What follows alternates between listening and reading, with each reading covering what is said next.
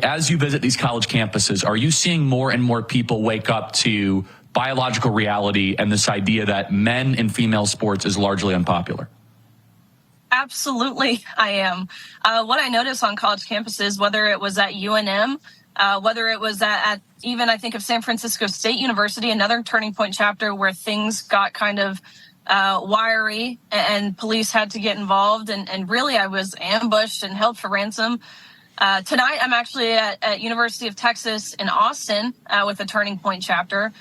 Hundreds and hundreds of students have signed up to be there, which is really cool. It shows you these students are desperate to hear the truth. It is something they are being denied on these college campuses, these large academic institutions. They are denying them of truth. We are all victims, not just me. When they suppress free speech, it's not just me who's at a loss. It is that every single person who hopes to attend, who doesn't get to listen, they are also losing out when this type of censorship is in place. And so I've been overwhelmed with the support, with the encouragement, with the amount of students who are showing up, which I know you're feeling as well. I have been so just revitalized and inspired to see you on all these college campuses, whether it's Penn State, whether it's Arizona State, seeing the sea of red MAGA hats.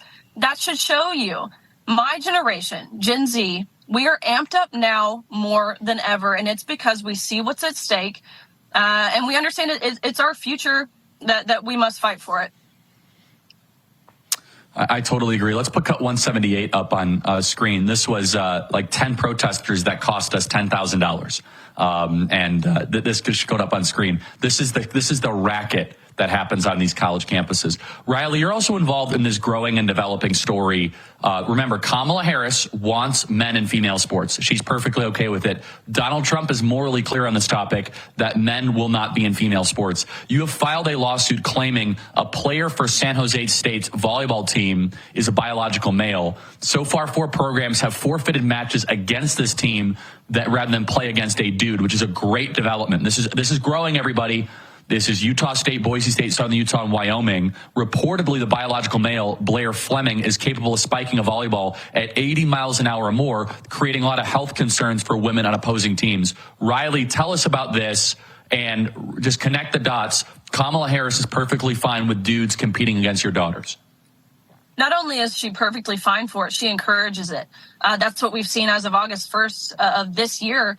The Biden-Harris administration has gone forward with a new proposal of Title IX. They've abolished Title IX as it once stood for the past 52 years as it was originally implemented. They have abolished that, and they have now equated sex with gender identity, meaning they encourage what we see at San Jose State University, which is a man towering over, 6'2", playing on the women's team.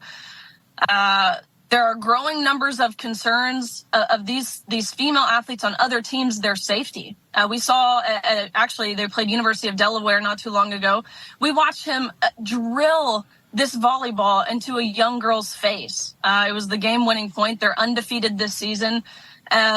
They've never been undefeated in the past, I think, 3-4 seasons as a team this far along into the season. But now, as you said, four universities have forfeited, which is great. The girls have actually voted, and they have voted, we don't want to play this. We know we're going to suffer a loss, but it's a worthy loss. It is a loss we are willing to take because the cause is necessary and it is worthwhile. What I can tell you, Charlie, in talking to these girls, even talking to some of his teammates, some of the girls on the team, the girl in this photo behind him, number 3, that's Blair Fleming, the male. The girl behind him in this photo, her name is Brooke Sussler, and she's actually joined on to our lawsuit suing the NCAA. She says, this is wrong. Wow. This is discriminatory towards us as women, and we want no part of it. That's the overall general consensus of how we feel. And it's not because these teams of Boise State and University of Wyoming and Southern Utah and Utah State, it's not because they're teams full of staunch young conservative women. No, these are teams of women who have worked their entire lives to compete and to succeed at the highest level. But because of the progressive policies put in place by the NCAA, by their individual universities, and by the Kamala Harris Biden administration, the rug is being stripped out from under them, and they acknowledge it's wrong, they acknowledge it's unfair, and that it's unsafe. I hope everyone understands this is one of the simple moral issues of our time. This is 184, which you would know the name, Riley, which is the female team. This is from North Carolina, I think, of the female volleyball player who got hit in the head by a trans man is now paralyzed with brain damage. I think you probably know the details here. Let's go right there. Boom, hit in the head, paralyzed by brain damage. So modern day feminism brought to you by Kamala Harris is men being able to give brain damage to women in female sports. This is not complicated. This is not hard. It is so simple. And Riley, we'll talk about this after the break, but I just want to add the fact that teams are starting to forfeit and boycott. That is a new development. We would not have seen that a couple years ago. It just used to be the way of kind of sit down, roll over, shut up. And it's really credit to you, Riley. You've been leading this movement. And I really think that we have to now culminate this in a political victory where Donald Trump wins and he says to the Department of Education, you do not get federal funding if biological men are able to compete against women. It has to be that simple. Executive order. We can end this thing with a presidential victory with a lot of force from the federal government.